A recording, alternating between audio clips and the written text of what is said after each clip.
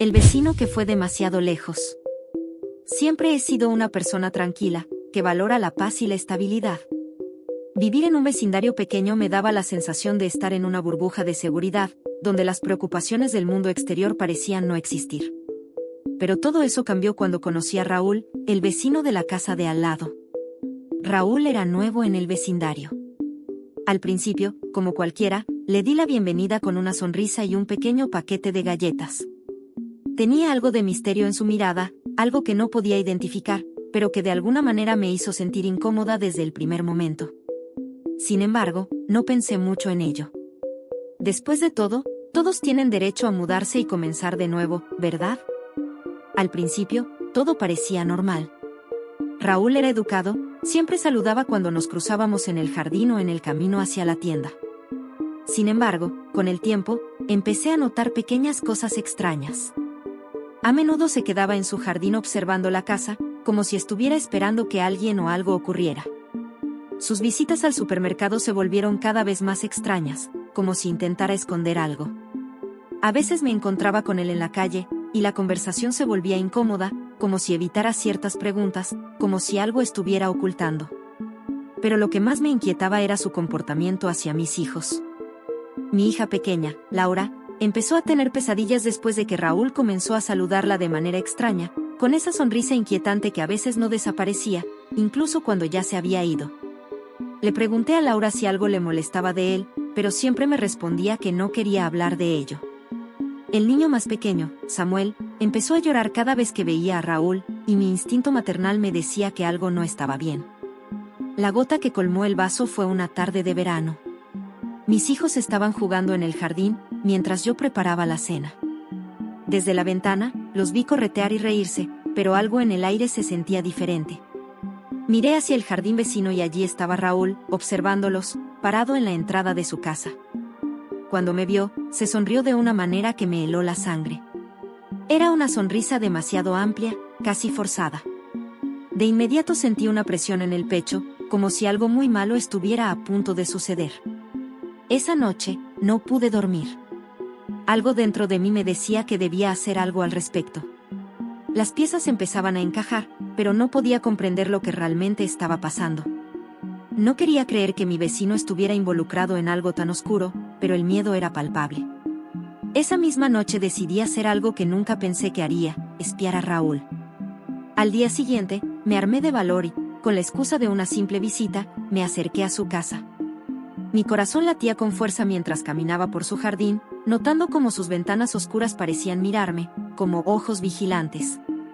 Llamé a su puerta, esperando encontrar a un hombre normal con una disculpa o una simple conversación, pero lo que encontré fue algo completamente distinto. Raúl abrió la puerta, pero su comportamiento estaba fuera de lo común. Parecía más nervioso de lo habitual, como si me estuviera esperando. Tras una breve conversación, me invitó a pasar, algo que nunca había hecho antes. Dentro de la casa, el ambiente era opresivo. Las paredes estaban llenas de fotografías de personas que no reconocía. Algunas parecían antiguas, otras más recientes. Pero lo que más me inquietó fue la forma en que las miraba, con una intensidad enfermiza, como si las personas en esas fotos significaran algo más para él. A medida que mi mente comenzaba a procesar la escena, me di cuenta de que no estaba sola. Algo me observaba desde las sombras, algo que no podía ver pero que sentía. Antes de que pudiera decir algo, escuché un ruido en el piso superior. Raúl se puso tenso y me miró con una sonrisa forzada. «Son mis recuerdos», dijo rápidamente. «No te preocupes por ellos». Pero algo en su tono no coincidía con sus palabras. ¿Recuerdos? Las fotos no eran simples recuerdos, había algo mucho más oscuro detrás de esas imágenes. De repente, me percaté de que no podía moverme. Algo estaba sucediendo. Sentí un peso en el aire, como si estuviera atrapada. En ese momento, el miedo se apoderó de mí. Miré hacia la puerta, pero algo me dijo que no debía irme. Había algo que no podía dejar de ver, algo que me estaba llamando desde las sombras.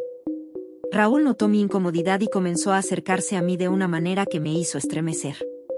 La sensación de peligro era palpable. «No tienes que temer», dijo, su voz suave y peligrosa. «Todo está bien». Pero ya no le creía. Mi mente comenzó a correr a 1000 por hora, buscando una salida, una forma de escapar de aquella casa, de su influencia. Finalmente, encontré la excusa perfecta, el sonido del teléfono de mi bolso. Fui rápida, sacándolo de mi bolso y fingiendo recibir una llamada importante. Con una excusa apurada, me levanté y me dirigí hacia la puerta. Raúl no se opuso, pero me miró fijamente mientras me alejaba, como si quisiera decirme algo, pero no lo hizo. Al salir de la casa, sentí como si hubiera escapado de un lugar peligroso, de algo mucho más oscuro de lo que jamás imaginé. Esa misma noche, hice una llamada anónima a la policía. Compartí lo que había visto, las fotos, el comportamiento extraño de Raúl, y aunque al principio dudaron, decidieron investigar. A las pocas horas, el vecindario entero se vio envuelto en una investigación policial. Lo que descubrieron fue aterrador: Raúl no era solo un hombre con un comportamiento extraño, era un depredador. A lo largo de los años, había capturado y mantenido prisioneros a varios jóvenes, pero con su fachada perfecta, nadie sospechaba. Finalmente, la policía arrestó a Raúl. Pero lo más aterrador fue descubrir que las personas que habían desaparecido en el vecindario en los últimos años, personas que creíamos simplemente habían huido, en realidad habían sido sus víctimas. Yo había estado a punto de ser una más de esas víctimas, pero por suerte, mi instinto maternal me había llevado a actuar antes de que fuera demasiado tarde. Hoy, aunque mi familia sigue a salvo, el recuerdo de Raúl persiste. La casa sigue vacía, y nadie se atreve a acercarse a la propiedad. El vecindario, que una vez fue tan tranquilo, nunca será el mismo. Y yo, aunque sigo adelante, siempre miraré a los nuevos vecinos con más desconfianza, preguntándome si realmente conocemos a las personas con las que compartimos el espacio más cercano a nuestras vidas.